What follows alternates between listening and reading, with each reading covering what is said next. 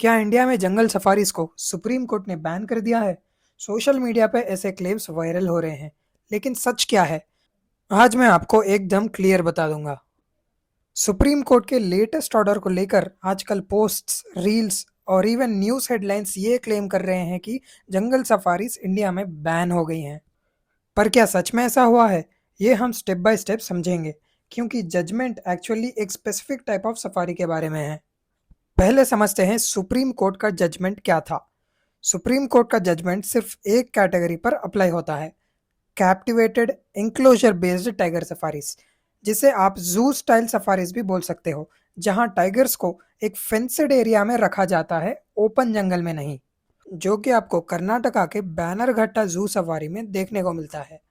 उत्तराखंड के Jim Corbett national park के core area के अंदर ऐसी कैप्टिवेटेड सफारी बनाने की कोशिश की गई थी, वो भी एक स्पेसिफिक रीजन की वजह से, क्योंकि रेस्क्यू सेंटर्स में कई मैनीटर टाइगर्स होते हैं जिनका मेंटेनेंस कॉस्ट बहुत ज़्यादा होता है, और अथॉरिटीज़ ने प्लान किया कि इनसे एक कैप्टिव टाइगर सफारी बनाई जाए, जहां विजिटर्स उन्हें इंक्लोजर्स के अंदर देख सकें, और उनसे जनरेट होने वाले रेवेन्यू से कैप्टिविटी में रहने वाले मैन ईटर टाइगर्स की मेंटेनेंस की कॉस्ट निकालने की कोशिश की गई थी। पर सुप्रीम कोर्ट ने इस पर कंप्लीटली बैन लगा दिया। इसके दो मेन रीजंस है।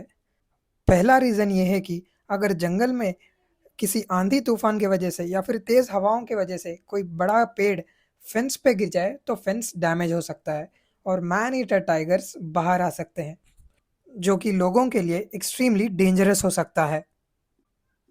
और दूसरा रीज़न ये है कि कोर टाइगर हैबिटेट को मॉडिफाई करके जू स्टाइल इंफ्रास्ट्रक्चर बनाना, ये नेचुरल इकोसिस्टम को डिस्टर्ब करने जैसा होता है, और कोर एरिया कंजर्वेशन के लिए होता है, ना कि एंटरटेनमेंट के लिए।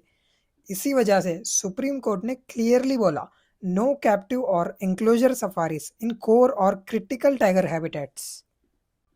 तो फिर अब ये कहाँ अलाउड है? सुप्रीम कोर्ट ने कंप्लीटली बैन नहीं किया, पर गाइडलाइंस स्ट्रिक्ट रखी। कैप्टिव टाइगर सफारीज सिर्फ non forest land, degraded forest land या फिर टाइगर कॉरिडोर्स के बाहर बनाई जा सकती है। तो फाइनली कंक्लूजन क्या है? जो वाइल्ड लाइफ टूरिस्ट सोच रहे हैं कि जिप्सी सफारीज बंद हो जाएंगी, उनके लिए एक इम्पॉर्टेंट बात, नाइट सफारीज को छोड़कर सभी नेशनल पार्क्स में, बफर और कोर जोन्स में सफारीज कंटिन्यू रहेंगी। उन पर कोई भी बैन नहीं लगाया गया है। तो एट लास्ट, मिस इन्फॉर्मेशन ज़्यादा डेंजरस होता है। एक्यूरेट इन्फो वाइल्ड लाइफ और टूरिज्म दोनों के लिए ज़रूरी है। अगर आप भी जंगल सफारीज और वाइल्ड लाइफ कंजर्वेशन में इंटरेस्ट रखते हो, तो इस वीडियो को शेयर करो ताकि कन्फ्यूजन खत्म हो जाए। तो फिर मिलता हूँ मैं आपसे अगले वीडियो में। मैं हूँ आपका रेहान खान, साइनिंग ऑफ।